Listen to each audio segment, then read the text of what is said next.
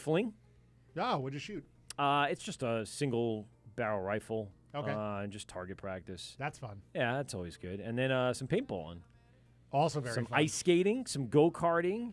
Did you get shot with paintball anywhere? No. It was in a target range. Have you ever done paintball? Oh, my God. Oh, I have. Hurt. Yeah. I have, yeah. Oh, my God. You know what we should do? You ready for this? I don't know if this would work because I don't know how good. We should take our kids paintballing. No. on my Dude, my 4-year-old kids. Yeah, my 4-year-old was rifling off shots into this target. It was pretty cool. Yeah? We got a couple pictures of it. She's going pop, pop, pop, pop, pop, pop. It was awesome. No, we should get the Wort the day at the paintball. We'll go to Cousins, get a bunch of brewers, go out there, drink and shoot. That'd be fun. That'd be a good time. I know Steve would be in. Steve and Mike from Brewers Collective. He go out there with some brisket, and we could see. Now, am I tempting you enough that you could? I do like brisket. I know. I could basically have you do anything if brisket was involved. I am, easily tempted by food. Nice. All right, we're here with Brian from Barnshed.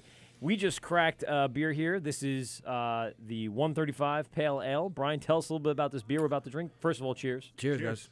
Enjoy. So it's a basic pale ale, little caramel malts in there, and it's single hopped with 100% Cascade, New York. Really good. Yeah, it's New York State Cascade. New York State Cascade, nice. Yeah. It feels local. It's nice. I tell me if I'm wrong That's on this. Malty. Yes, it's very good. I like that. I feel like sometimes a lot of the beer, if you were to duplicate the ingredients in someplace else, the water is what changed things. Do you share that concept or idea? Yeah, I mean, we're actually really lucky on Long Island. We have really good pH water.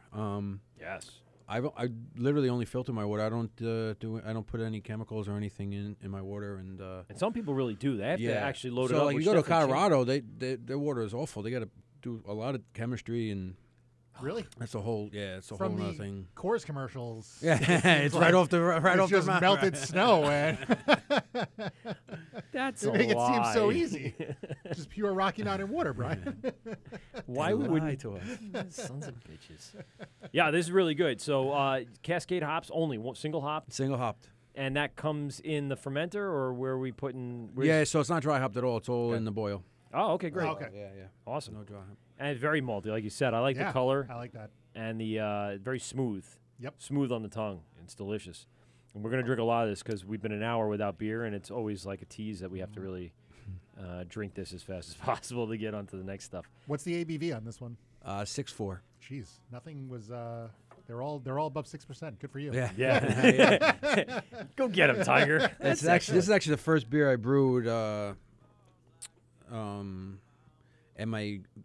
when I switched up to home brewer 5 or 10 gallons to 40 gallons, my efficiency was so high. It was like 80-something%, and this was like 7%.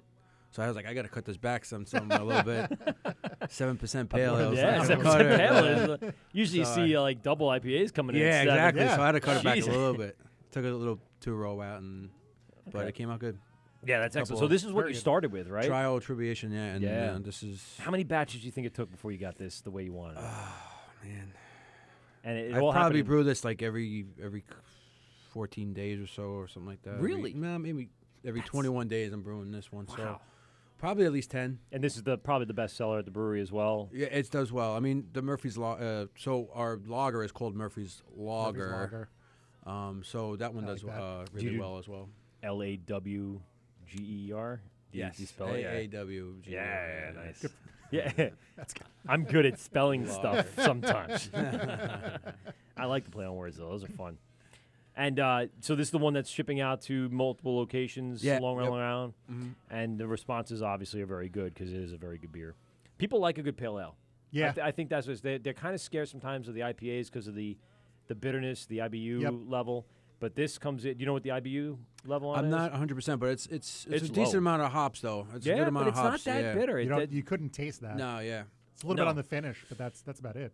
Yeah, it's nice. It's really good really on the tongue. So, have you made any variations of this?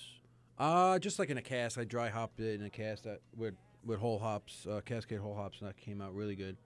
But I feel like this beer is kind of like a beer that is a cross between the craft beer fans and the local, people that drink the local lagers or whatever. Yeah. So it's like right somewhere in the middle. It's like a starting point where you could get the craft beer fan because it's a little bitter, a little bit of everything, and then drag in some regular beer drinkers. Yeah, it's very good. Approachable. Sorry, I'm pouring a lot more. Yes, Breeze. Yes, for. Right, you brought a lot of beer. I know, seriously. We got a lot of I beer. had no idea what to bring. No, you did just fine. More is always better. No one's complaining here. It's just that we got to constantly drink that. I should have brought bigger glasses. I usually only bring the fest glasses. Yeah. We won't take it all on. You can take some home, even though you have probably. What is your fridge an stock entire with at home, fermenter beer-wise? Oh man, it's so crazy because I'm always at the brewery, so it's like people bring us beer, and I don't even have like time to drink it. Now I got these crowlers, though. We're just waiting on the labels, but now I'm just gonna start bringing crowlers home. But, I don't even know what I have. I know I got a couple of KBSs or barrel-aged stuff that's sitting in the fridge. And then even stuff like I barrel-aged that as a home brewer are still sitting in the closet. I got like 2 crates of beers that I've been saving for a couple of years now. Yeah. I should go through it because now, I'm literally never home, so I don't have time to drink it. But I would imagine your schedule's tight. I wonder if, if you waited long enough on some of those home brew, that the complexity changes. Do you ever try to week 2 and then month 2 and then maybe a year out or something like that? Ever try to go through some of that stuff? That would be a good research type of thing. Should now that you said that. I did do tomorrow. I did do a beer, coconut imperial stout as a home brewer, and I tried it, 2 weeks out, and then I just tried it a couple months ago, and it lost a little bit of the coconut, but the booze was still there. It definitely. It's a very boozy. It came. beer, the alcohol came. It was like 8% or something like that. Oh, I like and that. the alcohol really came through the year later. I find some of the 6%ers to drink very light. This one's not drinking as light, and that's not coming from a bad place. I'm saying it's a good place. I do like a little heavier beer, and with the taste and the complexity of it, I mean, I can drink a lot of that, but still feel that heaviness of a good, dankish type of beer has that flavor to it. It's awesome. So 135 started in the shed, correct? That's correct, yeah. It started in the shed, and now it's the #1 selling. Every 21 days, it seems like a lot. So the Cascade hops constantly coming in. Yeah, New so York that's hops. the most popular. Are you using Cascade? Easy accessible. Oh, yeah. Are you using Cascade in other recipes? Yes. The Morning Brew has it. The Brothers, I use Willamette, and the Blonde, I use Willamette as well. So, I haven't heard of that variety before. The Willamette, yeah. Do you want to? Where's that from? I'm not exactly 100% sure, but it's like a dual hop where you can use it for bittering or aroma. But I use it a lot in like barrel aged or dark or porters or stouts or stuff like that. Yeah, I mean, you sound like you know a tremendous a lot about the craft. Tremendous a lot. Did I really say that? You did. I'm a dick. It sounds like you know a tremendous about. There we go. That's probably what I was saying. A tremendous amount about the mount. Anyway, it sounds like you're very knowledgeable. You're very knowledgeable about the ingredients. And I know as a home brewer, coming up and going through all this, how much research you have to do besides just the experimental stuff and the trials and tribulations? Was there a lot of online help, or kind of where'd you get this information from? A bunch of different mix. Like I said, me and my cousin been brewing for a while now, so we bounce ideas, and he actually helps in the tasting room every once in a while. So we bounce ideas off each other, and he still home brews. Is he thinking about his home brewery too? No, he's got he said he's got a wife and 2 kids. So, there you go. Nope. Done. his time at the brewery is an escape. It feels like so. But we bounce ideas and just like books and researching online. So if I have an idea for a beer, I'll research a couple recipes online and then do your own variation of that. Yeah, because at one time brewing at home, I found it daunting to go through the amount of information that's out there and the variations of what people are doing to come up with the right thing. And you just kind of I'm lost in the amount of options you have to then just go, okay, I'm sticking to this Cascade at a 100% Cascade. Did that happen? Like I said, there were variations you said. But did you go through a different hop with the pail? Did you do a different malt with? Kind of what did you go through? Actually, having the New York State farm brewer license kind of helps that idea. So it's just like, here's the ingredients that you have and make a beer out of it. It's not like, okay, I have like 100. You do have 100 different hop varieties, but like, okay, so like the most popular hops are this, this, and this. And I have this, you know, because there weren't so many New York it narrows specialty your scope. Yeah, exactly. So and I Right. feel like that was where I went with it. I was like, all right, God, give me something and I'll brew a beer out of it. You know, that's kind of how it So came instead out. of walking into like Costco and seeing like the and- whole store, you're just like, all right, I can only I'll focus on this one aisle. Yeah, and I knew that That's there was cool. a good amount of Cascade, New York State Cascade, that, you know, this would be a good, you know, where to start, because I wasn't sure how available it was going to be going into it, our first year. Cool. All right. Anyone listening out there, give us a call, 516-465-3990, 516-513-0515. If you're listening, give us a call.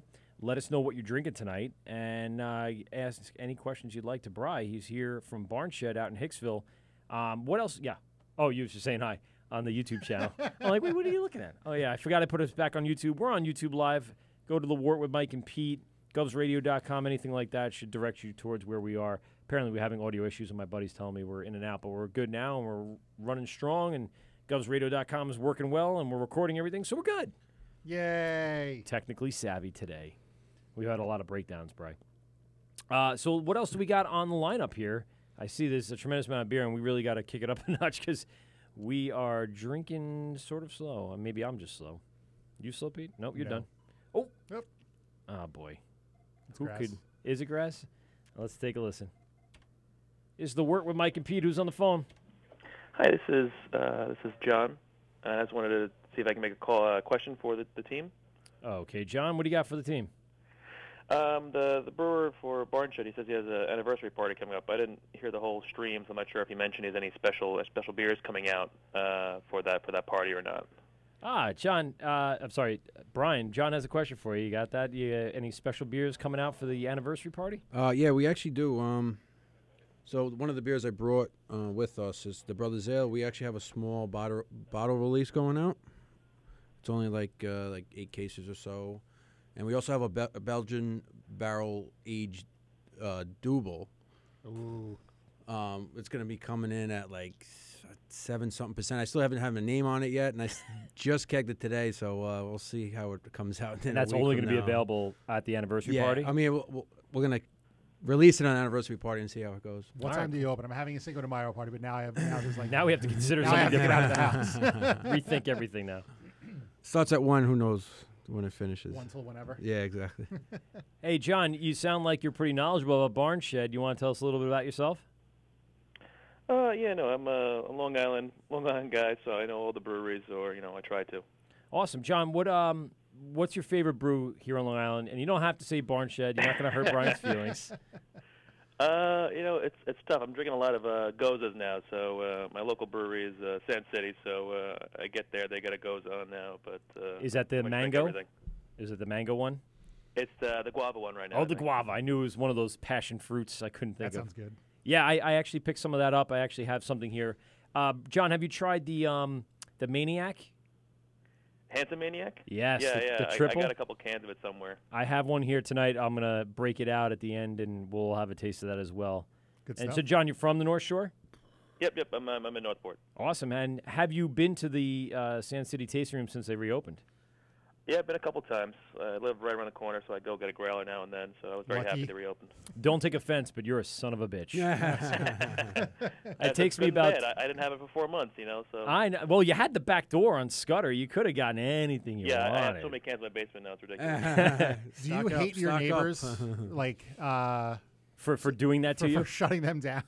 Like, It's I went to the meeting. It's tough. You did? But, Wow, yeah, you're it was an a meeting. I had advocate, a sports John. team. good for you. That's awesome, John. What is your favorite beer from Sand City of all time? Of all time, I'm a big fan of the Mosaic. We usually get that for like Ranger games. Just get a nice growler of that. Drinks pretty nice. Nice. I love their names. You've had more Mofo? Even more Even Mofo? more Mofo, yeah, even more Mofo, yeah. But Mosaic, I don't know why. That was like one of the first cans that came out with. I was always in love with that one. Yeah, and I've had I just actually recently drank the Infinity 2, which was delicious, I might add. But I have a couple others here I got to try, and they come out with so much stuff I can't keep up. I'm not that close to them, but I'm sure you pretty much get at least one of everything that comes out. Yeah, I get like 3, and then I have like a stockpile now, and you can't really afford too many $18 4-packs, but I find a way. You work that extra little bit in overtime to get that last 4-pack. I think that's the average. I mean, Brian, without discussing too much of the business side, are you selling growlers? You're selling. You're going to be selling crowlers. Did you ever consider the 4-packs? You ever consider a 6? Do you have a bomber you guys are selling? No. Just like we said before, like just being a 1-barrel system, like beer to go would just be growlers and crowlers for now. So the amount of beer that you have to brew in order to, I guess, satisfy a customer base, what would you have to do to the brewery as it stands now to get to that level, or to do like a bottle or can release? Yeah. I don't know. I guess until we start running out of beer, I guess that's how you find out. Have you ever gone through a batch and basically run out of beer and go, there's such a demand, I got to do more of this? Besides maybe the 135, has there been something else out there? Yeah, so we're a 1-barrel system, and we don't have like temperature controlled equipment, so we just have like a fermentation room. So it's hard to do like a lager. And the first lager I did, I literally just put the fermenter in the walk-in box, let it lager itself, and then put that in the bright, and it went in like 10 days. Wow. So I've been double batching a lager now too. So obviously the demand's there. Yeah.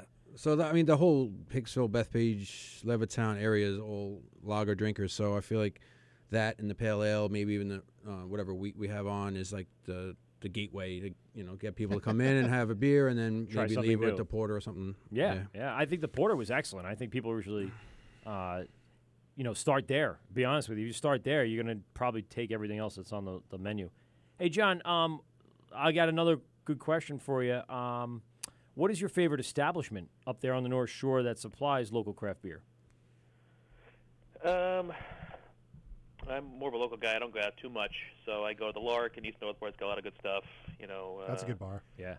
I don't know. It's hard to say. I don't get out as much as I want to. I'm going to try and go day drinking this weekend. I'm just trying to find a spot to go on the way to Riverhead. But most breweries open at the afternoon. I want to start drinking at noon. So get that started early. I miss day drinking. That's part of being an adult. But, I'm going to be alone for a few hours before a wedding. I'm like, let me go day drinking Riverhead. They get 4 breweries. Yep. They don't open until 3, so I got to do something else. Pregame a little bit in the Riverhead aquarium. Bring a beer to the aquarium, and then you could, What about Brick House? Sand City opens at noon, Yeah, so I might just get a growler at Sand City and then drive out, and then. Well, they're smart. That's smart planning. What about Brick House? I mean, they're open. I would think they're open for lunch, right?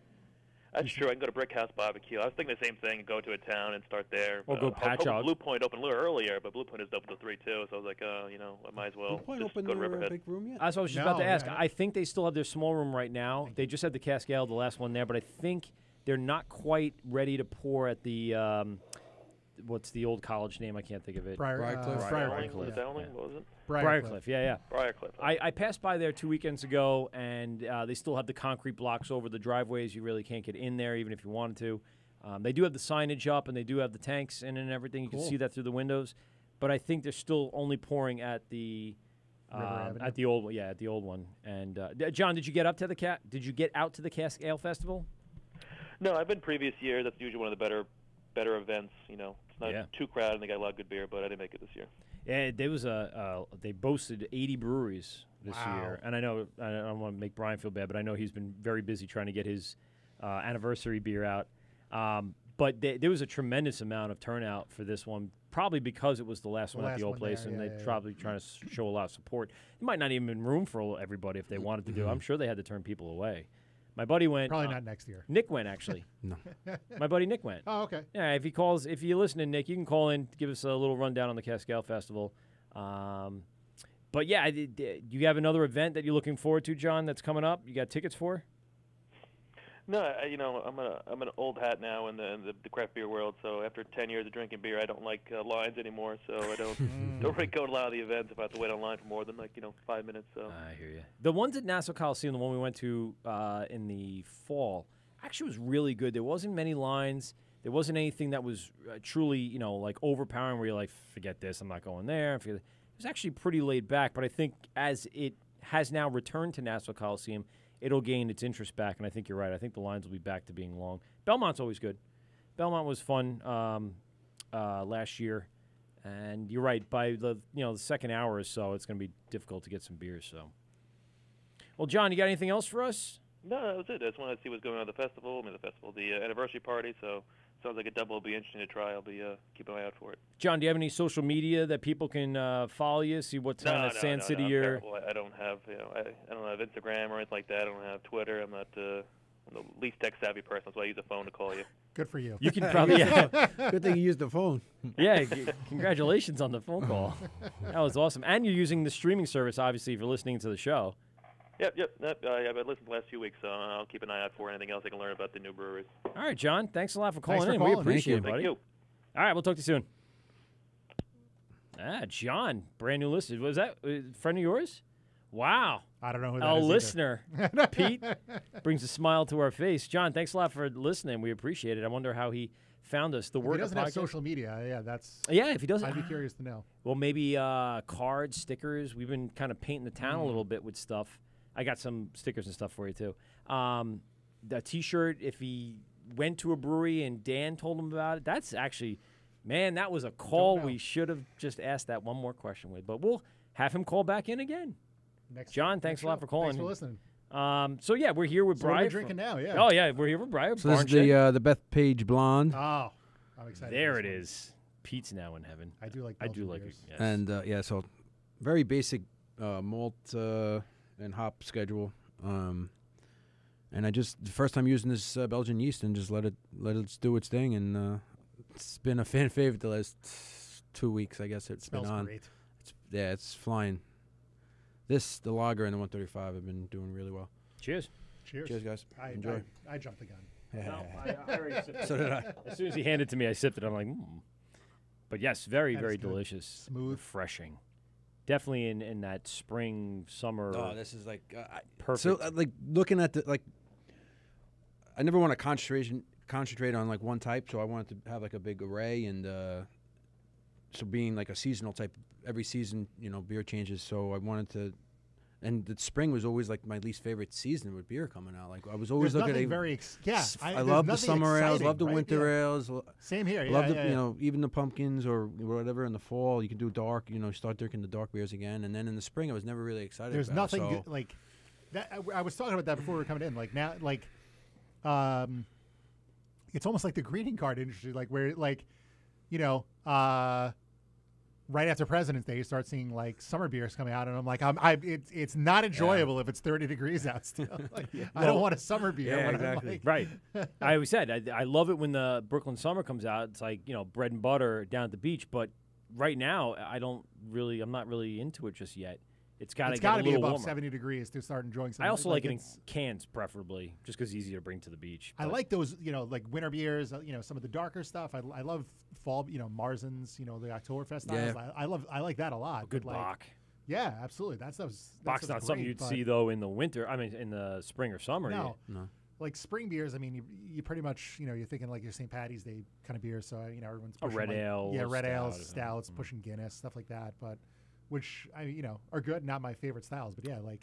But it's basically like a break out of winter and breaking into spring. Like and so, once it's April, I want the weather to get warm, Right. and I want to start drinking. Well, not this something, year. This year's been shit. something like this, some Hefeweizens. Yes, yeah. Do we have the Hefeweizen with us tonight? No, we do not. That's all right. So then we'll make a note to excuse to get go down down there. there. There you go. Exactly. I'm looking for that. A couple of ones that we didn't see and This is didn't really drink, good. and yeah, This it's is your excellent. first Belgian beer that you. Yes. Very Yeah. cool. Yeah, very good job on that. It has quite a great color to it. I do like that. I don't like it when they're too light. A little cloudy. Yeah, It's good. It's good stuff. delicious. So you said the same hop profile, and what type of Belgian yeast are you using? Is it something that you had to experiment with, or how'd you go through the process to get So to I this one? only use dry yeast. So I just went to I forget the name of the brand, but just went to their Belgian yeast, and it had a lot of good reviews on it. And And is that basically what's making it different than some of the other stuff you brew currently? Is just different. yeah? So you So use, like, same malts. And it's funny because me and my cousin that he brews as well. We've been to Roscoe upstate, and they use one yeast profile, and that's Yeah. it for all their beers. So, Mhm. but I feel like you get a little of the same flavors in your beers when you do that. And from their amber to their pale ale, there wasn't much of a turn. Yeah. And you usually see a bigger turn, but the hop added a little level, but they were good, no doubt about it. But you're right, there was kind of like this consistency as you went right down the flight. And so, like, my plan wasn't really to array from that. And, you know, once we start getting some feedback, and then you're like, okay, I'm going to do a wheat, I'm going to do all ales and wheats. And then we started experimenting with the lager, and now the lagers are really doing well. And now we're getting compliments of having so many different varieties, different types of yeast, because then you're having a ale, then a lager, then a Belgian, then, you know, so you're having different 4 right there, and then you double that, you have 8 different types of flavor profiles, right. And so Gives that's people what, options. like, so that's kind Something of for what everyone we're kind of going thing. for. Yeah, Exactly. That's yeah. like that's what our niche or whatever you want to call it is. Was that The niche is having no niche, basically. Yeah, It's- yeah, exactly. I was going to say, was that a No conscious niche. effort to say It might be a beer name, no niche. Ooh. That's a good one. I like it. Maybe you name that the There dual. it you is. go. Maybe 10 days from now. Look out for no niche. coming out. That's awesome. So the blonde is one of the staples, we'll say now. Are you going to put that in? Absolutely. It's, but I mean, I feel like you get a little bump in the beers when you first put something out that hasn't been out there yet. But Yeah, absolutely. I feel like people it should be a good go-to. And was it coming out as 6? 6-7. Wow. Okay, so that's Yeah. up there. Yeah. Okie dokie. Yeah, let's take See, a another lot one of these. a lot of the blondes I actually read up on were actually in the 7. So I Really? Yeah. Which ones did you research I on? forget the names, but a lot of the ABVs were They're up there, huh? pretty high. A lot of the Belgian stuff is. Yeah. Well, yeah, if you 6, look at the 7s. doubles and the triples, that's the whole point of them that they're trying to, or the Duballs and the triples, which I like to. I don't know how to pronounce it. I love clearly. it. I love the triples. Trappist. Trappist. Trappist. Yes. That's my jam, though. Those are. Well, the one I have here that we're Saisons. going to have at the end, that's a triple. That's a 10. Yeah. Those Oh, things are good. it's gonna Allagash hurt. has a really It's good gonna hurt. triple. I want to mention something, and when you finally get to that level, and I guess where I was going back when I was asking you about canning and potentially going, there's this, we'll say, an unknown business that is doing some really great things out there. We'll leave him unknown until he actually seals the deal. And he's bringing in some very, very unobtainable brews out here on Long Island, something you'd only find really in the city or in Brooklyn and Queens, and it's coming down to the South Shore, and I think they're really starting to support some of the local breweries. So I've seen Dubco in there, I've seen Mustache in there, which I've seen at other places too, but some of the very, very small breweries, they're probably going to end up having small craft when craft goes to cans and stuff like that. I could put you in touch with this guy if, in fact, you get to the cans, or even, you know, like the 16 growler or a not a growler, bomber or something like that. They're doing some really great things, and we've mentioned it before on the show. If you do a little research and listen back to the shows, you can hear exactly what we're talking about. But this particular shop is doing some really great things, and I just want to give a shout out to our friends over there at. They're really doing some great fine things.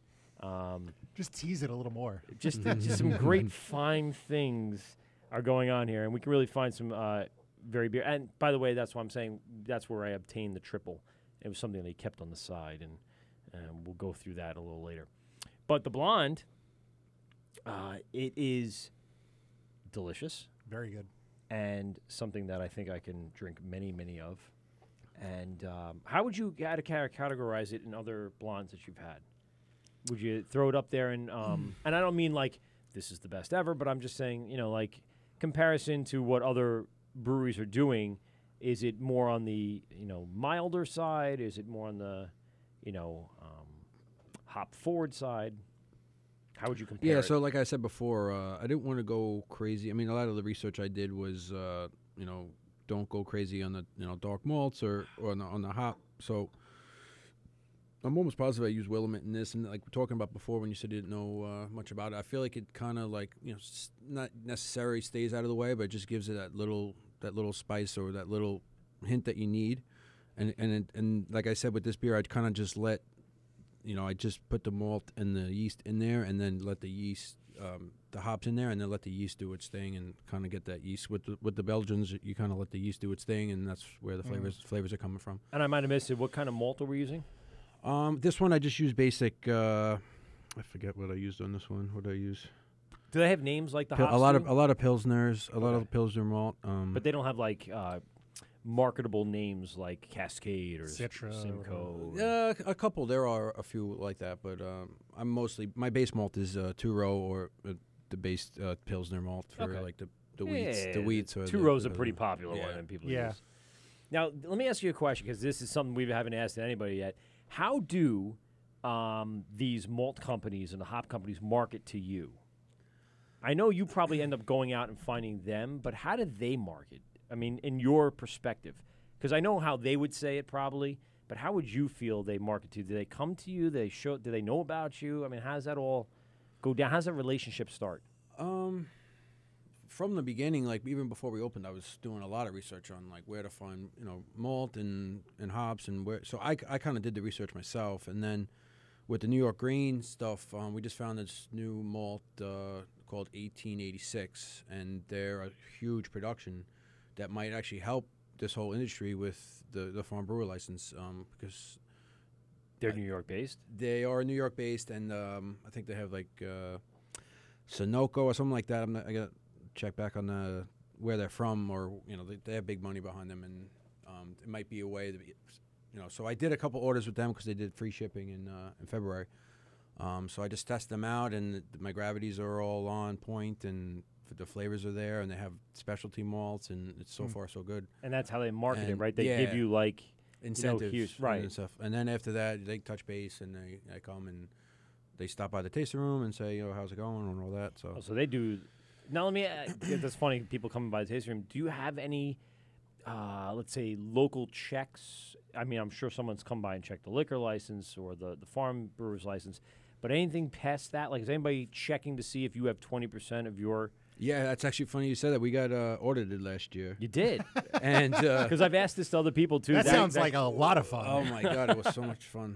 We had to go to Albany, and actually, it's funny because the first subpoena I got had the wrong brewery name on there, What'd they call it? and different date. It was another brewery on Long Island, and then different year. So they had it from 2016. I'm like, we weren't even a brewery in 2016, and they were like, okay, we'll send you another one, or giving me a hard time. Yeah. And I was like, listen, I don't want to, I'm doing my right thing with doing the 20%. So I had to go to Albany and show them all my brew days and how much grain I'm using, and all the invoices and all that. And Wow. but Yeah, it's good thing funny you kept said all that. Good thing No, you had the I business mean, degree. Yeah, exactly. I had to go That's back paying and off. really pinpoint everything, but they wanted to know all the invoices and all that stuff. But What are the penalties for not meeting? The that's the thing 20%? too. It was kind of like a baseline. They wanted like a baseline of how many people are compliant with the farm brewer license, because now next year when we go to 60, they want to make sure people are compliant. Yeah, I Is mean, that, like when is it 60 like 6% for everyone, or is it like the first year for you is 20%, then it goes, or is it Yeah, just it's 60 based across no the board. matter So what? like a brewery opening up next year would have to be Have to 60, go right? 60. From Jeez. wow. That's So gonna it's make it hops. difficult. So this is another thing I found out too that I know right away was it's 60% hops and then any other ingredients. So one of the Malt. But malt could be one, and then if you're using Or like New using York some addition or pumpkins or something, right, vanilla right, or right, whatever, right. that counts as. towards So it, they too. just basically they take all the And is it by ingredients. and volume? say- Like what's like? Because I mean, if you just you mentioned pumpkins. exactly are what the fucking guy heavy. said. Yeah, so like use all your pumpkins, and then you don't have to use Right? New York is malt. that what it is? Like or Yeah, so it's, By you could volume? be 20 pounds of pumpkin, and you'll be. It's by you'll be weight, I would satisfied. assume. Yeah, then, by right? weight. Yeah. Oh, all right. So that's not. So maybe too it's not. Okay. It's not as There- bad as there I are thought it some- would be. I don't want to say I don't know. Loopholes sounds like a bad word, but Right. Well, hops But there are- absolutely weighs there are some less than options. pumpkins. So we know we're going to be using the pumpkins from New York because that weighs a ton more than the Yeah. hops do. And they, of course, vacuum seal and pellet. You're using pelletized hops? Yeah. Yeah, cut the oils down and stuff like that.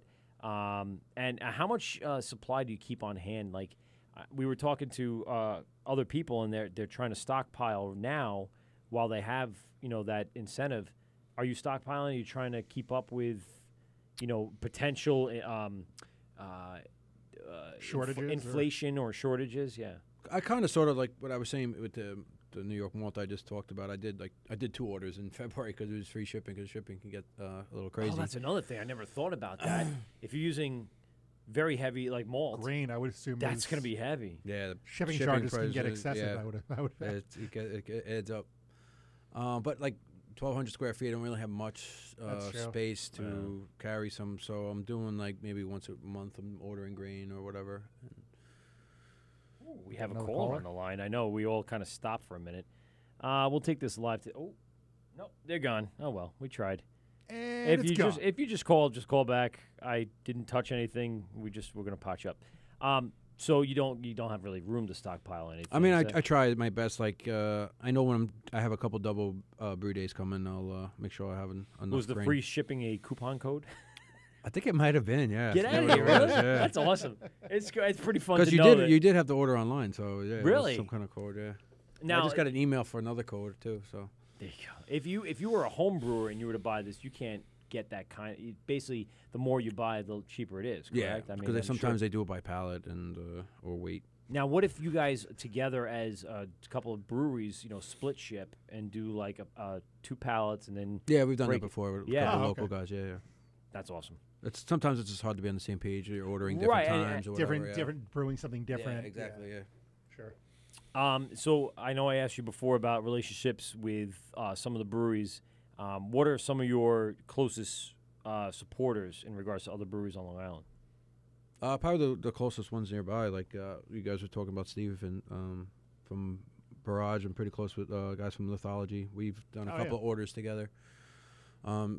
Brewers Collective has been open arms to me. They've been super nice, and if They could any not have been information, nicer, any information they give you was Fantastic. And it's just like cordial friends with pretty much everybody else. It's not like. Did you have as pomp and circumstance as an opening that they did? Did you have like the town supervisor come down and do the ribbon cutting? No. We kind of did like a quiet opening, and then we didn't have time to do like a grand opening, so we just kept opening every weekend. We didn't do like. All right, rub it again. Everyone we're get down just here. gonna keep opening every weekend now. That's awesome. So what do we have next on our list? We got a few minutes in this segment. Might as well crack another one open since you have so much beer to drink. And we'll just continue drinking beer after in the third segment.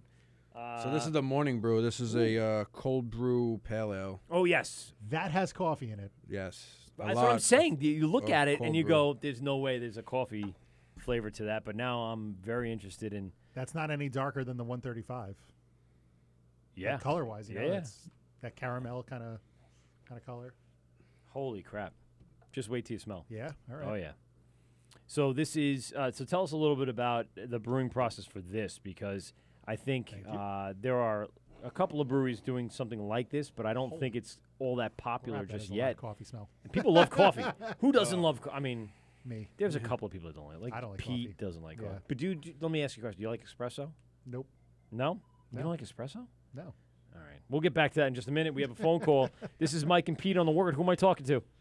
Hey, it's Nicky Knuckles. Nicky Nux. What do you say, buddy? Hey, what do you say, buddy? Let me ask you a question right away. What are those few things you had to do before you called in? Oh, just get ready for work, make a sandwich, and get my lunch together. Be a good boy. Oh, Nick, I love you, man. This is fantastic. Gotta boy. save a little money there. You know, I can't be buying food out every day. No one Gotta buys be food ready. out every day. Who does that? Do you do that all the time? Like I mean, maybe once you a- work once a at, you week. work at home. I know. So you just go up and make a sandwich. I made an emu steak today for lunch. What? Yeah. You had an emu steak? Emu. Giant flightless birds are fucking delicious. What?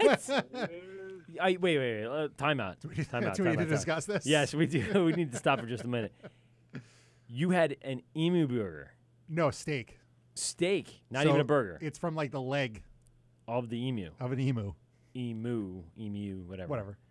So where did you Is that like steak or is it like chicken? No, it tastes like steak. That's the thing. It's I forget. I looked it up. Like if it's classified as poultry or red meat or something. But It's a flightless bird. So I know. It's kind of I don't know. Did it look like red meat? Did it have blood? Yeah. Like did you get No, medium it's, and it's bled like you a know, bird- bled red like in a- color, kind of. It's similar to, but it's got like about as much beef flavor as like hanger steak. So it's fucking delicious, and there's no fat on it. It's just Straight like up meat. leaner than like a fillet. like a beef tenderloin? Leaner. Like even And you made this at home? yeah. Wait, you made this at home? I thought you went out. No. Hold on. Leonard's over there? Nick, hold on a second. Hold on. I got to get to the bottom of this. This is baffling me. Where the hell did you find So these steaks. Did you bring it back from I Minnesota? brought it back from Vermont. That, no, Vermont. For Vermont. They have emus in Vermont? So my parents have that house in Vermont. Yes. There's Like northern exposure. pretty much, yeah. No, there's a farm. Yes. They raise like fucking everything that would be on Noah's Ark. So they raise they have cows, pigs, chickens, rabbits. I want to say duck. Okay. I've had all that. And emu. That's just an odd one that I've never seen in a lineup Yeah, of meats. so- Now, are we- they eating all of those up there? of course Yeah. they are. No, Oh, great. all of those are great. available. That's the funny part. Like, so we took my kids there. All of those are available to like pet and feed, like a petting zoo. And then they're going to or the slaughter ones that them. aren't so adorable, you can Feed 'em to buy that are daddy. dead and grill them up. And Get your way through Noah's Ark. they're fucking delicious. Listen, I would take my child. I'd bring him. I'd say, pet the We have another emu. caller? I might. Hold on. I don't think the problem, Nick, is we're not going to be able to hear the other caller. Oh, they called and hung up again. Son of a bitch. All right. Well, they probably just tuned in and realized they have a caller on the line. You pet the emu. Yeah. And be like, no, you don't. No, they're like they're nasty. Yeah, there's nasty All right, so fucks, pet the yeah. rabbit, right? Yep. Yep. Because a rabbit's a little odd. Sure. You don't usually have a rabbit burger or something. And you say, Daddy. No, you have it at the pasta place in Huntington. It was That's awesome. true, I had you some do. rabbit recently. Yeah. I do want to try making rabbit too, like braised rabbit. It's supposed to be Sounds Very delicious. good. Very delicious. I had it in a ground with other like veal and something else. So I Okay, had rabbit. sure. And it was good. It didn't really change that taste anyway. Anyway, sorry, Brian. And What about some venison? How about some normal I got the meat? venison. The venison wanna you got to try soak in venison. milk for about a week, and then it's delicious. I want to try that. That and elk. Those are high. I've on had the elk. list. We had elk in this studio. Oh yeah. We've eaten elk sounds right really here. Good. I don't know. I hear Joe That's a Rogan whole- talking about it all. Oh yeah, it's good. Anyway, so you pet the rabbit, and you whisper in your kid's ear, and you say, "Daddy's gonna eat this It's dinner. in just a There's minute." another. See again. Yeah, all right. So listen, Nick, just hold on a second. This is the Wort with Mike and Pete. Who do we got? Hey, what's up? Who My is name this? is Art Mann, and I got a message from you guys to call in. Art Hey, Man. what's up, All right, Art? listen, Nick. My buddy's Nick on the other line. I'm gonna hang up on him so we can talk to Art Man. Art Man, thank you so much for What? calling in. Dude, this is cool. Am I actually? Wait, hold on. A second. You are on the Am air I with on us. your podcast? You're right Yes. on the air. Yes. Shit. Can I swear on this one? Fuck yeah. Fuck yeah. Oh, hell yeah. like I asked if I can swear, and the first one I say is hell. Yeah, get it out. Get it but out while you here's the can. I'm so jealous of you guys because it sounds like, and I apologize, I'm not in the best place to be calling in, but I got your message on Instagram, and I was like, I don't want to be a dick. I'm going to call these guys, but it's not probably. I don't know how loud it is here, but here's my problem. Yeah. I have a podcast, but we do not have technology. You guys have. I just called you and you put me on the air like it's an old school like radio. Boom, you're on. No screen callers, no nothing. I could put you right there. We need this because this would be fun. 'Cause I'm studying you guys because I'm trying to think what we could add to because I am new to this podcast world and I am a sponge taking in everything. Oh, dude, and how Mike can cool hook would it you be up. where we? Dude, Yeah. it's so cool. We could put it on all our other social media, saying, "Hey, we're live right now. Call in with your stories or whatever the topic is, Absolutely. and then make the podcast so much better." Fuck yeah, that's That's why we cool. do it. So let me give you a quick background. We're at Governor's Comedy Club in Levittown, New York, Art, and we built this radio station here for a John Mulrooney who did a morning show for a few years, and then it kind of went dormant for a few months, almost to a year. Some of the local comics were doing podcasts here and distributing them out on their websites and kind of doing some promotional work with it and pairing it with that. And then I came back in after creating the studio and being a bartender here for quite some time and started doing a show called Limo Talk with Anthony Graziade, who used to be on the Opie and Anthony show. I don't know if you ever heard of those guys out here in New York. For sure, yeah. And I actually even better than that. I like this idea of this limo. Did you say limo talk? Like Limo as in- Talk. Yeah, the initial Yeah. concept was Anthony Graz is a limo driver, and he would sit there and it was kind of like, taxi cab confessions. He would hear stories from people that would get in the cab, and he'd bring them to the air and share them with people through a local station on the FM airwaves. And then he kind of paired up with us here at Governor's, and he's been doing a show since. I've been his That's cool. his technical advisor and producer for a while, and then I kind of spawned off and started doing it on my own beer show. And I got to say, before we go any further, I got to brown nose a little bit. Art, I've been watching you since Wild on E! Entertainment with Brooke Burke, and I got so many questions that I'm probably never going to get to ask. but that's fine. Dude, I noticed. I'm looking at the time you put in the text here. I can call back on another episode though for sure if you guys want me to. That's fine. Are you on the West Coast? I probably have questions too. I am. I'm in right now. I'm in. What do you call it? Ventura, California. Oh, I don't even know if I say it right. I'm from New England though, man. Yeah, but, no, I know. I've like I said, I kind of grew up as my drinking days began, watching your show on E, and then transferring over to Access TV, or at the time it was called HDNet, and watching Artman Presents. That's a great channel. HDNet, if you think about it, is so crazy because that was a network that bragged about the fact that it was in high definition. Yeah, it wasn't even that long ago. Like that's like having a network just as bragging about being in color. You know, that like was it's it. We are not in black and white anymore. We are a color station. Yeah, and you you were part of this really ridiculous lineup with Zane and his Drinking Made Easy. And wasn't this a Mark Cuban thing? Did you ever get to sit down with Mark Cuban and talk about? Well, see, Cuban also owns Access. Like I just had a discussion with him last week. The thing about Mark that is pretty cool is I'm always afraid to talk about him because he's a billionaire, you know? I know. He's on Shark Tank. He's a superstar. He's heading up basketball teams. He's probably running for president. Yeah, don't expect me to say anything negative because he will crush me. But but the thing is, his reputation of being like the, old school the handshake guy, like that's legit. Like what happened was I was doing Wild On stuff for the E channel. Okay. The short version of the story is essentially Mark sends me an email, and it says, "Hey, I understand that we tried to get you to come work for us, and you're not responding because because they offered really weird, like low amounts of money, and like I'm not being like a dick. I just mean like really because they're located in Denver, and so they're like, hey, would you come to a show for $10 an hour? And I'm like, not really. No. And So I wasn't even replying to them. And then all of a sudden, Mark sends me an email, and he goes, hey, here's my number. Call me. Let's figure this out. And so that's what I did. I just call him, and he's like, what's it going to take to get you to come work here? And I'm like, oh, shit, this is billionaire style. And so seriously. I knew that that's how he was. So I had already taken a pad and put down a list, and dude just stuck to it. Like he's like that. And if he, what is that like to get a call from Mark Cuban and say like, what is it going to take? Knowing this is Mark fucking Cuban. Well, here's the thing. I am stupid as fuck because whatever number I gave him, like basically I gave him a pretty good number, but whatever number I threw at him, he just goes, yeah, that's fine. And I'm like, fuck. Damn it. I should have highballed that shit. There's no way. Dude, I could have gone at least 50% higher based on his he almost chuckled. Like, it was like, oh, shit. Oh, is that all? Yeah. He's like, hold on. He's like, let me just get that out of my wallet real quick, and we'll take care of this right now.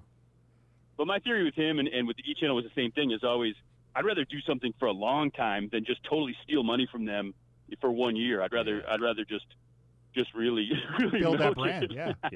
Yeah, because I'll tell you this. There was definitely a lot of talk about Artman Presents when it was out on that channel. I, as a bartender and speaking about beer and being in the local scene here on Long Island in New York, a lot of people knew about you. And I don't know how many times you came out here. I know you were in and around the area in the Northeast for a couple of the events that you had done. Can you just, some of our listenership may not know who you are, which is strange to me. But tell us a little bit about no, what. It's not strange to me.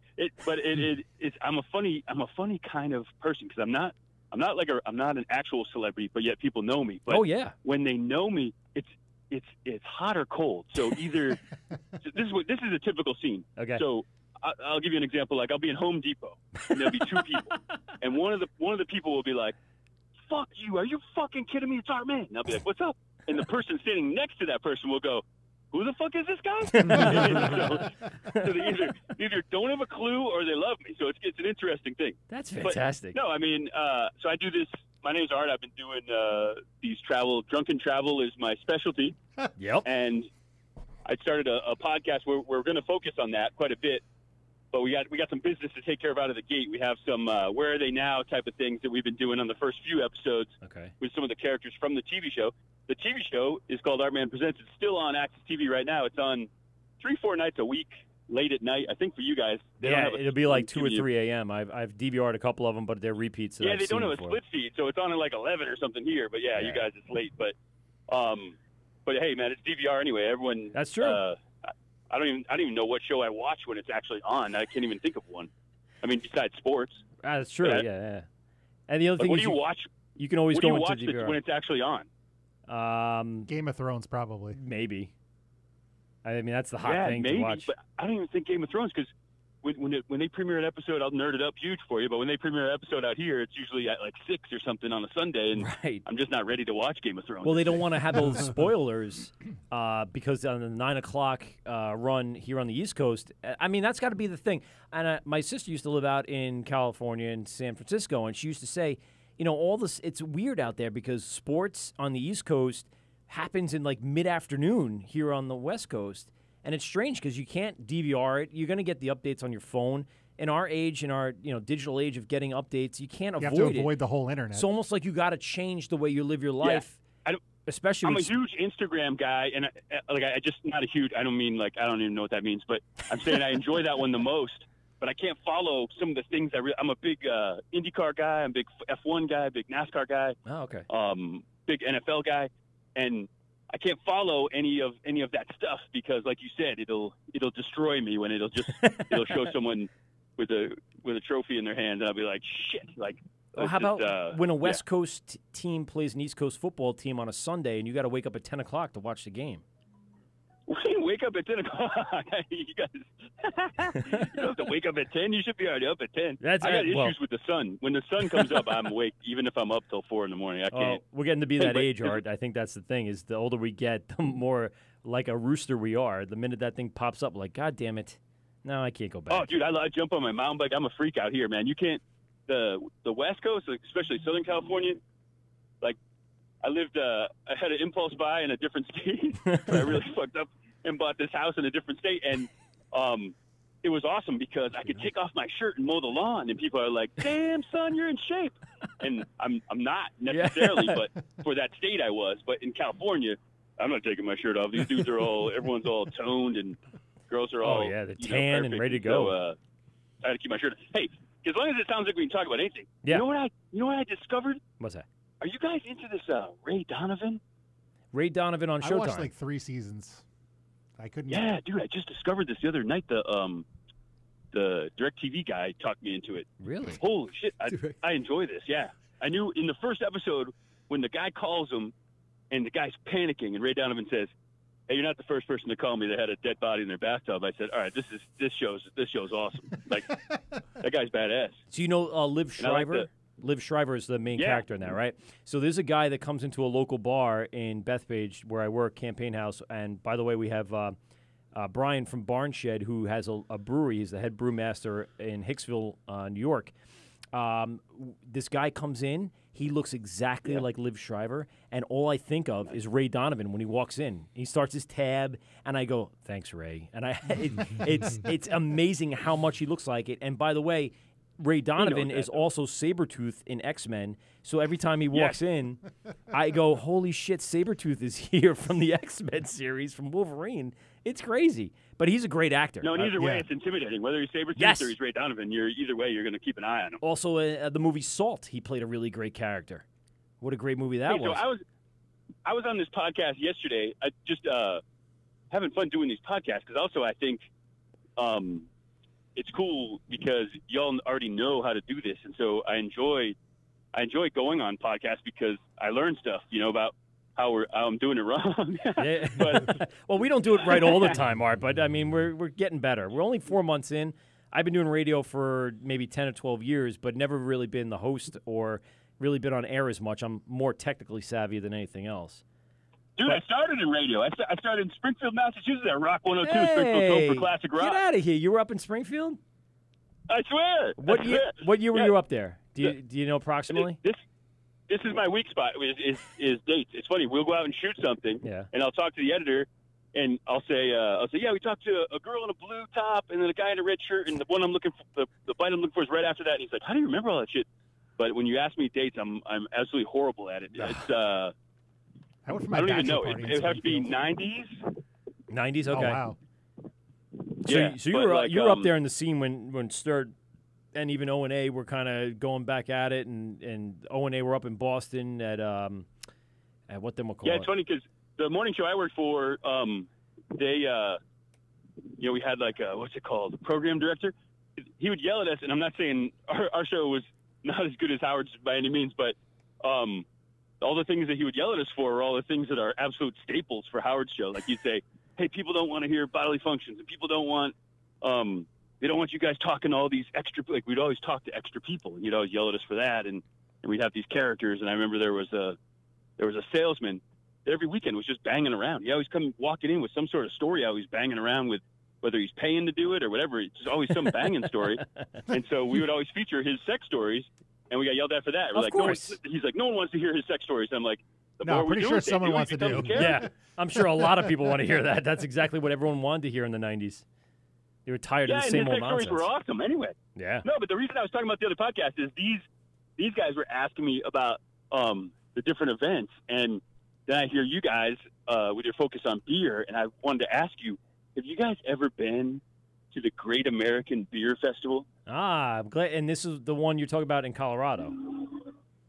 This is yeah.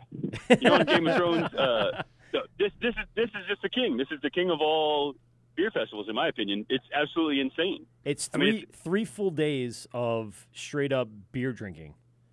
And just rows and rows and rows. And yeah, it's typical beer thing. Like, yeah, it smells like farts in there, and and it's probably a little dude heavy for the ratio, but it's still, when it comes to beer, like, man, there's just so much. And from my standpoint, I just love drunk people. It's my favorite thing. Like, we've done events with high people, and high people are cool, but we went to an event. We thought it'd be fun to go to an event where everyone's high, right? And we're like, wait, which one was this?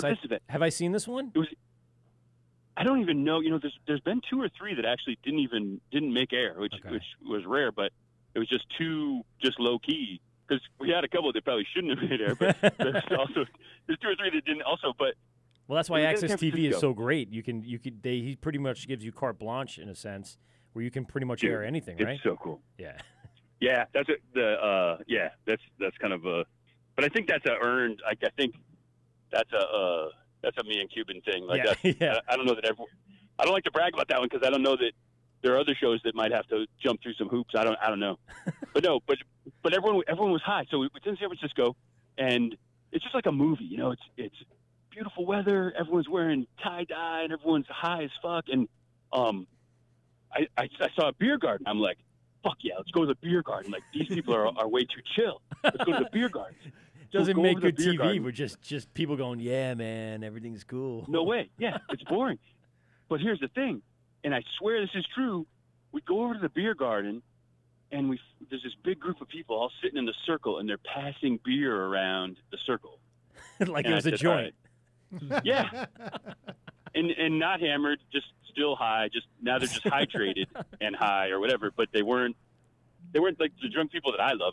What I like is, let's just be honest, man. Alcohol makes people very entertaining. It'll take someone who's not even entertaining at all and make them crazy entertaining. It'll take someone who's a little entertaining and make them freaking TV gold. Like, yes. It's just TV gold beautiful. Was a staple. I got to tell you that I've used since your show, that I've used to describe people when they become even YouTube stars, and then people are saying, oh, they're YouTube, sensations. But I still, in the back of my mind, and I'm still thinking TV gold, man. When he gives them the T-shirt, and you guys have really basically made the show and that episode what it was and made it most memorable. Those people that you've awarded. Thanks, man. I just think you're going to think I'm weird, but you might already anyway. But the thing is, the fact that not any more weird than we are. Not any more weird than we are.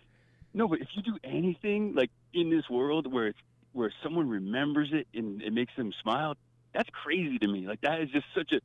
We've gotten like, you're sitting there doing this stupid show and you think it's just goofy, whatever, and maybe your relatives make fun of you a little, and then I'm just kidding, but then you'll get a letter from someone saying, hey man, like I was in this accident and I don't have use of my legs, and when I watch your show, I don't think about anything for a half hour. I escape, and it's stuff like that where you're going, you know what? we're doing some pretty that's pretty cool. Like that. Yeah, that's cool. I mean, you could have people escape for a minute with just some entertainment and laughing. Yeah, I did this dude a favor. This dude asked me to call these guys. I guess to make it through Air Force flight school is quite a thing. Like it's quite a challenge, and they put these guys through a lot of stuff that I didn't realize. You know, you always hear of like Navy SEALs and buds and all that stuff, but I didn't even know just Air Force, just the pilot school, the pilot training. They a lot of emotional, a lot of mind games they play with them just to try to get them to lose it. Of course, they got to try to get them in line in a sense. Yeah, these dudes contacted me, and they said it was the guys, these two guys. It was one of the dads, and he's like, "Hey, they have all your shows on DVR, and they say that it's the only thing that got them through flight school was they could go escape and watch that. Can you call them and congratulate them?" I said, "Fuck yeah, of course." And this is the coolest thing because, I don't have, quite frankly, I don't have the balls to serve my country in that traditional way. Mm-hmm. But I feel like when you do, there's so many ways to serve your country. So I just felt really good that in some little way I helped out, I'm just off talking to drunk people, but somehow I'm still helping out. So I don't know. I think it's cool. I know it sounds weird, but I think it's cool as hell. I just, the passion that people have, like that's like I said, that's what's cool. They either, same as me, the show is the same way. They've either never heard of it or they just really enjoy it. And they ask me questions that I don't even know the answers to. Like, it's like being at a Star Trek convention or something sometimes. I was going to say, you're playing your part in the bigger sense. You're doing the thing that's keeping those people fueled and going each and every day to help everyone else out. No, and it's a luxury.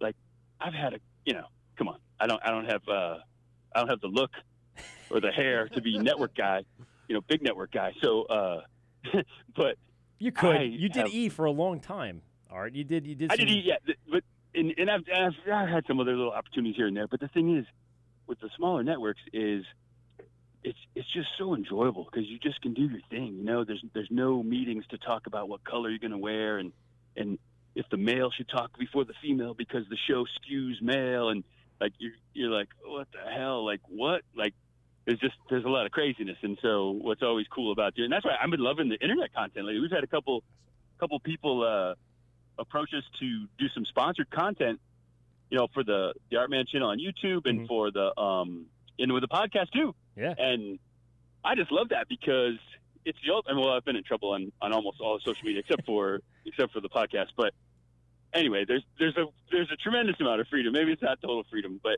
it's up there though. I mean, for what we are, from where you came from and where you started, how much more freedom is there nowadays compared to then? Oh, it's so badass, yeah. And so like I'm working on a deal right now with can't talk about it yet, but with an alcohol company to do this content, and it was basically the idea of the content came first, where I said, hey, I want to go do this.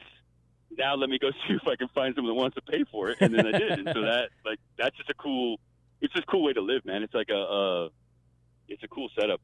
But never mind me, dude. You guys gotta get to this. If you're doing a beer podcast, you gotta go. I think it's September, to the Great American Beer Festival. I'm not sponsored by that or anything. It definitely gets my endorsement. Yeah, it's definitely something that has always been on my radar for a few years. Back when it kind of started, it wasn't as big as it is now. It's a 3-day event. Yep. Hundreds of breweries from all around the country come, and they end up doing a great tasting. And you really, you've been to it? Have you been to the actual? Yeah, dude, yeah. Come on, who are you talking to? That's what I'm saying. I'm joking. Did you film there? Did you end up?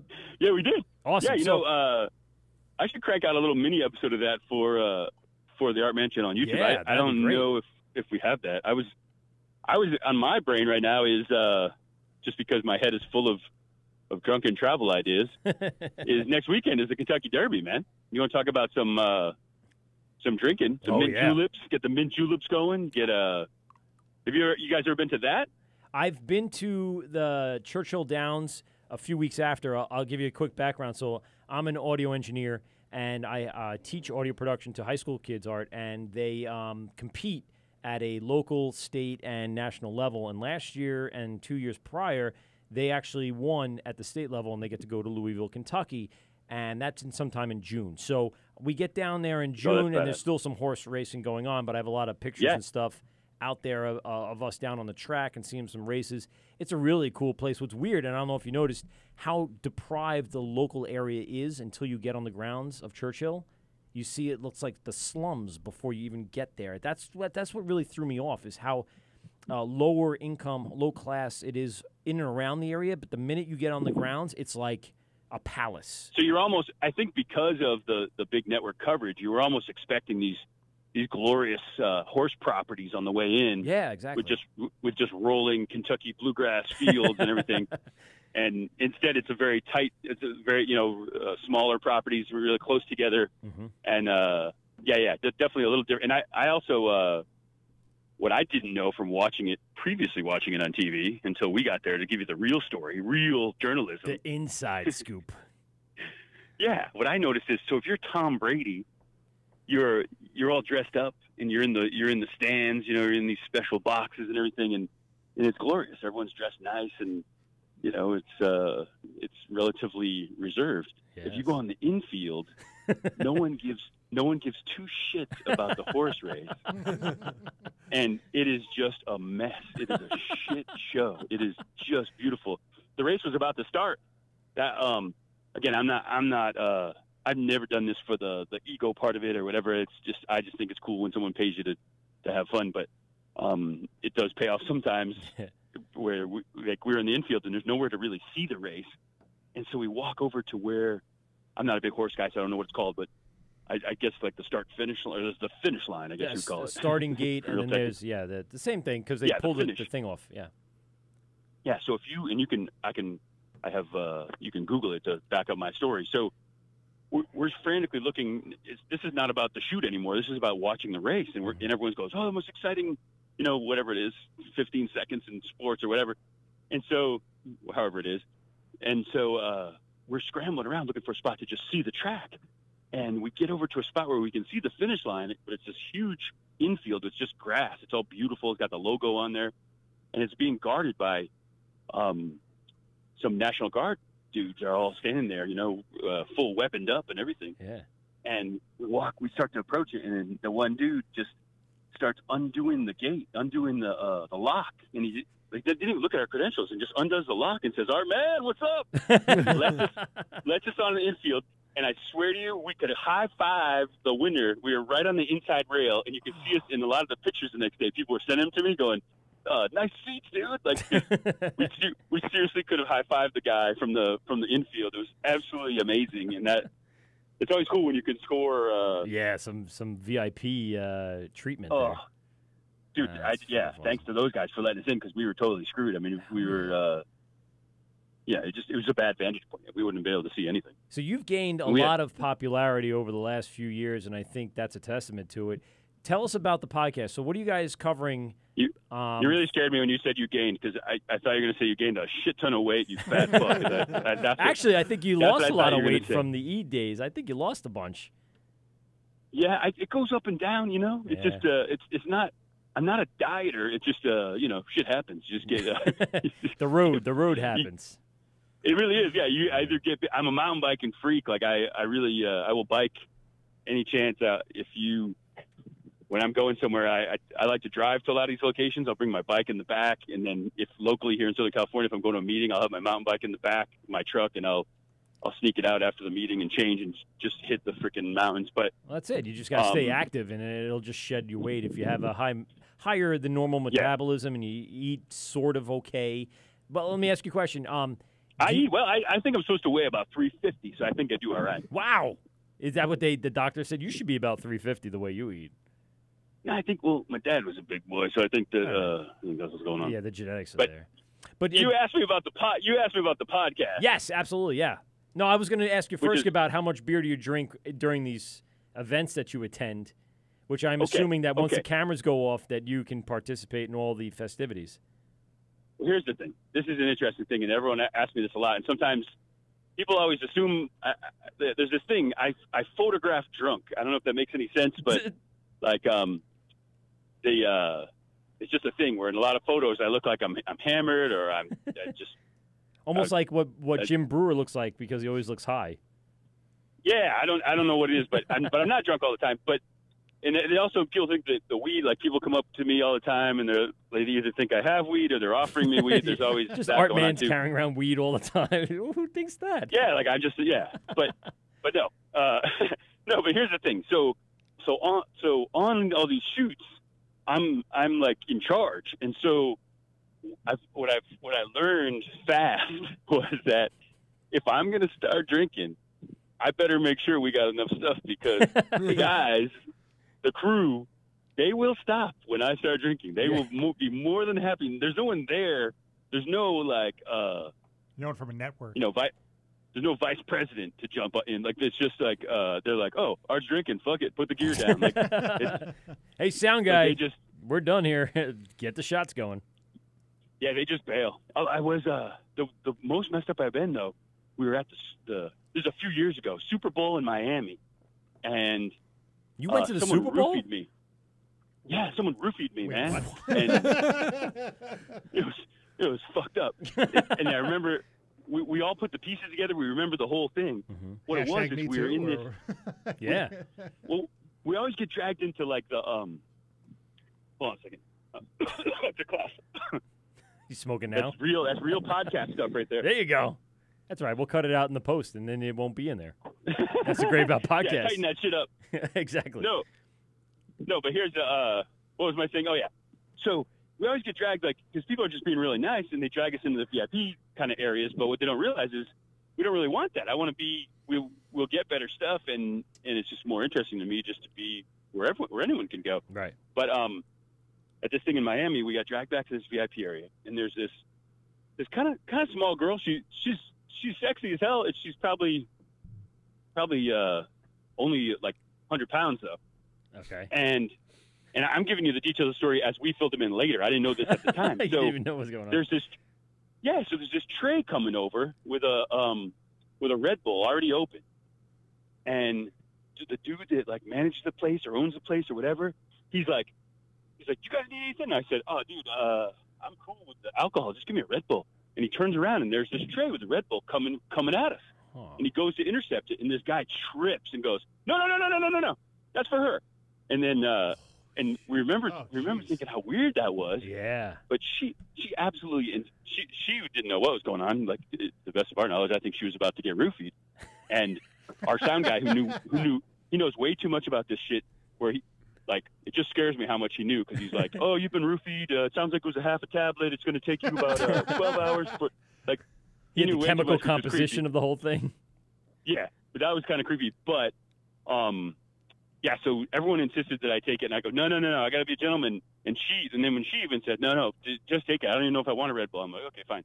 And so I drink it, and then I was just tripping. Like we have some lost footage of that where I'm just I just a mess. That'll be interesting to see on the YouTube channel. That's for sure.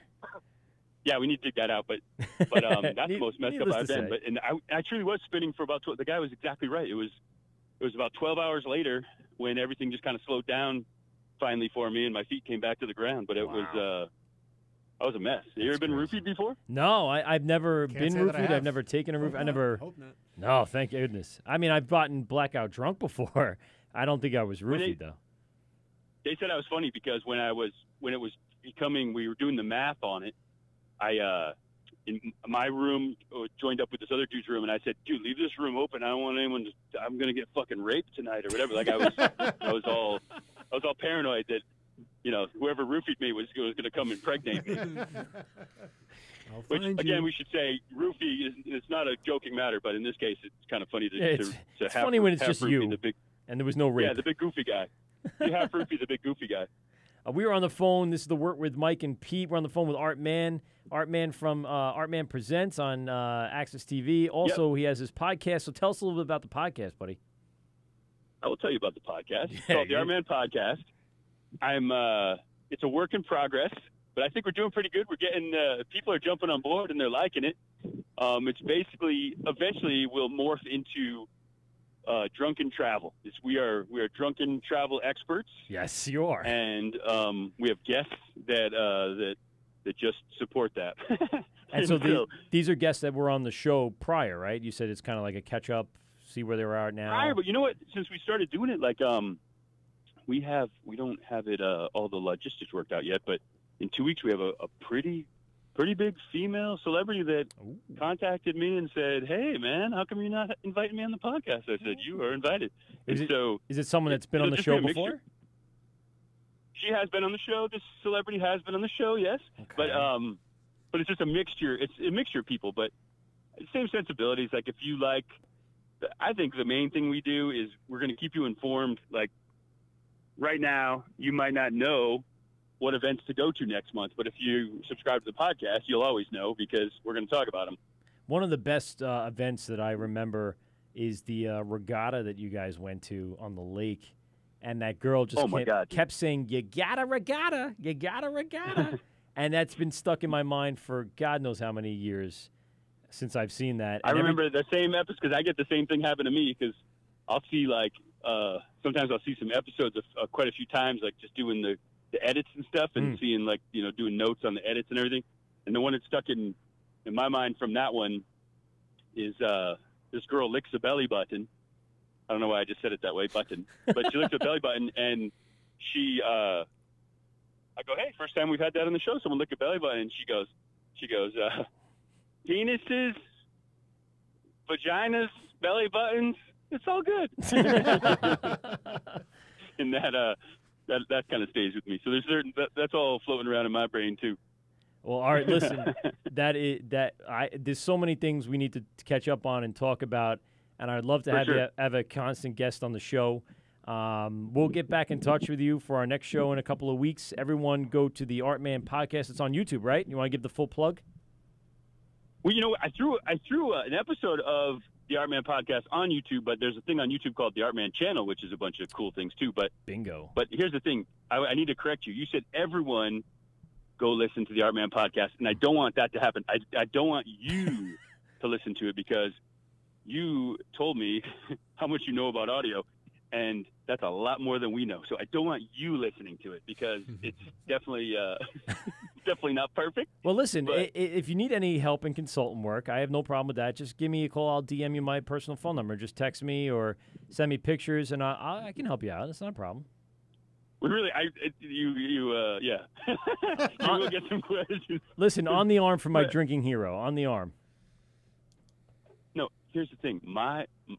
On all of the projects I worked in, I bring in my friend Glenn, who is an actual audio person. He works for everybody from NBC to the E Channel. He works everywhere. Okay. But when he works for us, I notice he doesn't even bring any equipment, and so he just shows up. I just pay him to be my friend. He's like, "So what am I working with today?" "Oh, okay, that's fine." No, we'll bump into other crews. We'll be at a big event like the Indy 500 or something. And I'll see these other crews, and I go, "What's all that shit he has?" He goes, "Oh, that guy's a dummy, carrying all that stuff." I'm like, "Okay, we don't need that." And he's like, "No, we don't need that. You're doing the audio. You're holding the mic." I'm like, "Okay." Why does it sound so much better than my show? Yeah, that's all right. But listen, you've done some really great work over the years, and I got to tell you, there's lots of people in the craft beer industry, in the drinking industry, in the bartending industry that know who you are and respect everything you've done because you brought a lot of the entertainment and comedy to life to many people that don't really experience it, and we do really appreciate everything you do for our community. Dude, thanks, man. Shit, I don't even know what to say. That. You don't have to say anything. It's cool. Like about half the audience of what I do, half the audience is watching it and listening because they're going to write it down. They're going to make sure to go to these events. And the other half are kind of like, "Hey, I wouldn't go to any of those events in a million years, but I'd sure love to see them." And so I love it. I like both groups. And we're really looking forward to some new footage that you put out. What's the next event you're heading to?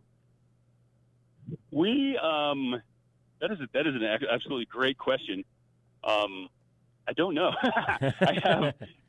I'll speak in broad terms. There's in 2 weeks there are 2 events on our radar. One, I'll just give you like a little tickle your balls, I guess, as you guys like to say. Just give us the tip, Art. Like one is like my Spanish is horrible, but a Cinco de Mayo celebration. And on Cinco de Mayo, just to cross-reference that, is Brian from Barnshed, who's in studio with us. He's a brewery. That's his 1-year anniversary for his brewery. Oh, congratulations, dude! Cheers, man. Thank you. Yeah, you're welcome. The other event is a big beer thing that's here in again vague terms because I don't want to let anyone down. But it's in California somewhere. Okay. And it's not one of the concerts, right? It's not like the NoFX. You hear about that? There's the. You're just not going to let me off the hook, are you? No, I'm not. I'm going to try to get everything I can out of you. No, it's. All I'm saying is it's a beer festival. The focus is on the freaking alcohol, on the booze, man. All right, that's awesome. So I love this. I'm on dude. I am such a podcast rookie. It's freaking exciting as hell to me. I'm having a great time. The one thing I'm having trouble with that I'm not used to is wearing the headphones because, man, it's kind of cool hearing your own voice sometimes. Yeah, it is kind of strange, especially if there's kind of lost in it. Yeah, if there's any delay in it or anything like that, it kind of throws you off, and you're kind of like slurring because you're trying to catch up to yourself talking and listening back. Yeah. It is kind of difficult. But you get used to it. If you do it enough, and I know you being a professional in the entertainment industry, you'll get there and you'll do it. Okay. You're laughing at yourself like, yeah. Professional. Sure. That's what whenever if I say the word journalist or whatever, I laugh. But no, I get you. There's just no other word for it. So yes, we will call me a professional because we don't have a better word. But yes, I am. Hey, let's put it this way. When it comes to talking to drunk people, I guess if you look at my my knowledge and experience, I'm definitely on top of the field there with that. I would say number one. I don't think there's anybody else. You have bartending experiences, though. Bartenders probably have me beat. No, I mean, I don't deal with them the way you do. I can't because I'm expecting money in the return. You're just expecting them to do whatever they need to do so you can get your shot. So in the end, I have to be a little more courteous and curtail what I say back to them. I think I get a lot of questions about, where should I go? I'm going to friggin' Georgia in September. What should I do? I get a lot of those kind of questions. But the number one question I get is, how the hell do you put up with these drunk people? And I don't know what to say to that one because maybe I'm weird. Maybe it's just a lot of experience with my relatives when I was younger. But I love drunk people. I absolutely love them. Like, I just enjoy it, man. I just freaking enjoy it. I love people in general. I'm that guy that will. I cannot. I'm not so much that it's annoying, but I cannot just not talk to someone. Like if our paths are crossing, I got to give you at least, hey, what's up, man? Like I have to talk to people. I enjoy it. And I'll tell you, it really does come off on screen. And if everyone listens to the Art Man podcast coming up, nice. There you go. Got to plug it. Cross promotion. We'll throw you up on our Instagram and get our listeners to listen to what you're doing. And we really would hope that you call back on another show. Like I said, I'll get in touch with you, and we'll discuss some stuff. And we'll go further down the rabbit hole with Art Man. I'll pay back the favor for sure. Awesome. I appreciate that, buddy. And just to, in regard to what you said about it comes off, what is it I always tell people? I'm a horrible actor. So if it looks like I'm having fun, I'm having fun. That's You'll right. know it if I'm not having fun because I'm not a good actor. You always do come off pretty realistic. There's nothing fake about Art. Thanks, man. Thank you. All right, Art Man from Art Man Presents and Art Man Podcast. Thanks again for calling in, sir. It's highlight of my life, I'm going to be honest with you, because I've been watching you for God knows how long. That is too nice of you, and I am excited because you are my new friends. I do not have a lot of friends in the podcast world, and now we are. I feel like we're tight. We're buddies right at the start of this thing. Nice. For me, not for you guys. No. Definitely for us. You're gonna tomorrow. You're gonna do another one. You're gonna talk to. I don't know. No, we don't do it. We're gonna bring in Mark Cuban next time, Art. Can you get us his number? No, we don't do a podcast all that often. We do it every 2 weeks, so it's gonna be a little while before we do it again. And like I said, we'll get in touch with you and have you come back on. And by the way, I know you're trying to get rid of me right now, but here's the thing. That's my favorite part about doing this stuff. Yeah. Is Mark Cuban is so accessible that the people that go up to Mark and say stuff about the show, I love that. Because I don't know if he's a huge fan of it, but he's got to be watching cool. it. He's got to be watching it. You know what's funny? Here, look, you're trying to get rid of me, but I'll give you a sports one. No, that's all right. Go ahead. So I wanted to do this thing with the Dallas Mavericks. Okay. And Mark actually said no. And I go, wait, what do you mean? And he goes, I don't want, it seems too inside if you have access to the Dallas Mavericks and the whole thing. And I'm like, okay, well, whatever. And so being from Massachusetts, I did it with the Boston Celtics. And So That the episode airs, and this is how hands-off he is occasionally. So the episode airs. I get an email from him. Worst episode ever. Fucking guy. Yeah. So, yeah. That's typical But Cuban, though. That's typical Cuban. Oh, it's so great. And he's the king of like the 3-word emails. Like you can send him 4 paragraphs and he'll just go, sounds good. And You got it, dude. Yeah, you're like, okay. But anyway, you guys are awesome. Freaking thanks for making me feel welcome in the podcast world. You're always welcome and here on I will our show, repay buddy. the favor. That's great. Sounds I good. appreciate it, Art. Woo! All right. Thanks You again. guys looking at me like I'm crazy over here. Hey, I'm on a podcast, dude. Relax. Wait, Art, put him on the phone. He's far away. He just went All inside right. of. All right, that's all He right. went inside of a cigar. It's a cigar place, so he's focused, man. he's focused on what he needs to do right now. All right, Mike. Yeah, he's going to get his damn cigars. All right, we'll talk to you soon. You guys. All right, later. Later. Thanks, man. Freaking Art Mann. Art Mann from Art Mann Geeking Presents. out like a fanboy. I do. I have to come out like a fanboy. I've been watching him for 10 years. This guy has been a staple in my drinking career, I'll be honest with you. When I realized, what being drunk is and what he does, it made me not get as drunk as everyone he ever interviewed ever.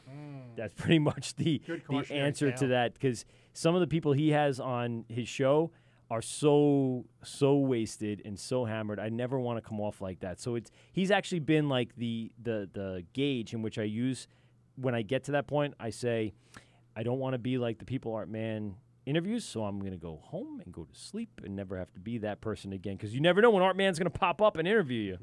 Crazy. Listen, we're going to take a quick break. We're going to come back and talk about the cold brew with Brian from Barnshed. I apologize, Brian. Cheers, for man. Something that was kind Goes of where it surprising. goes. It is. We'll be right back right after this.